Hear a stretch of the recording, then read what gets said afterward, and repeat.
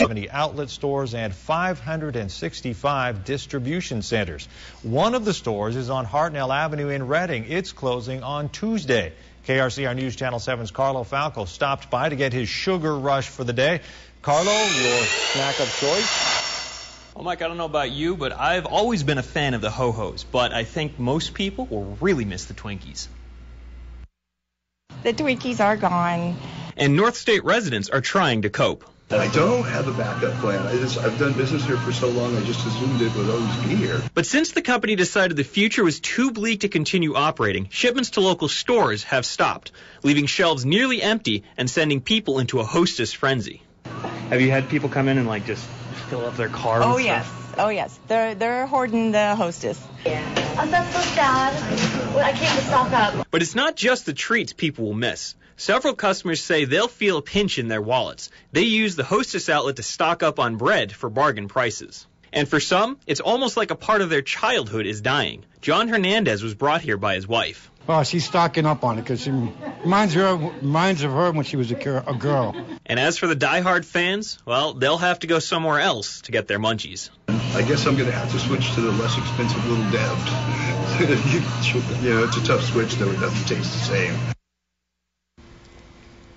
You think? It's been a while since I've had one of these. There we go.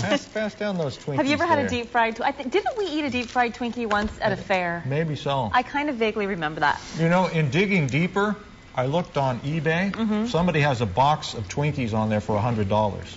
They're already becoming collector's items. I'm saving these. There you go. These are my favorites of the cupcakes. Yeah. I like those. Oh, no. No. No, you don't. Get back over in the weather center where you belong. These are mine. In fact, let's go to the weather center Let's get it over there to where it belongs. Stay away from our Twinkies right now, Mike. You want some Twinkies? You know, we teach our kids to share. Here. All right, got some Twinkies. All right, what are we talking? Yeah, we're talking about the weather now. We actually have some showers out there. You know, it took a while for these showers, a little longer than we had expected for those showers to come in, but they're now here. The heavier rain probably won't arrive, though, until late tonight or early tomorrow morning when most of us are asleep and in bed, and then we should start to see a little bit of a break after that. So there's a kind of a look. We can see a little bit of activity here and there. It's kind of isolated. That's pretty much what we've been looking at here. Now you can see the areas in white. This is where we have a winter weather advisory. Now this one will expire at 10 a.m. on Sunday. I'm expecting snow levels on average to be between 5,000 and 6,000 feet, mainly above that tomorrow. But by tomorrow night, they could drop down to as low as about 4,000 feet as that colder system comes in. Low risk for severe weather for the weekend. That'll continue into the beginning of next week. And as we take a look at our forecast here for tonight, rain showers in Chico, the temperature about 52 degrees. Then by about 8 o'clock in the morning, 53 degrees.